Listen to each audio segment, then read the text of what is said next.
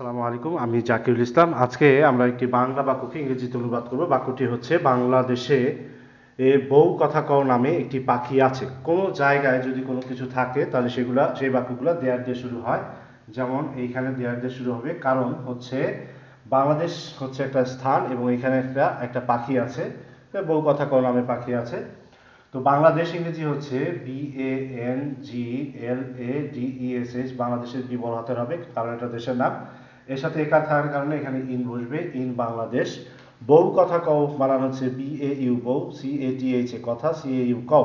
যেহেতু নামে আছে কথাটা, তাহলে হবে বউ কথা কও নামে ইংরেজিটা হবে বউ কথা, নেমড, NAMED, নেমড, নামকরণ করা হয়।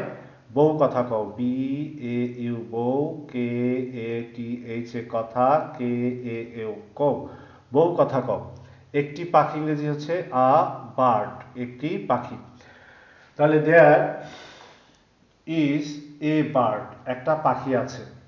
নেমড, যার নাম হচ্ছে বউ কথা কও BAU, বউ, KATHA কথা, KAO কও, ইন বাংলাদেশ, ইন বাংলাদেশ।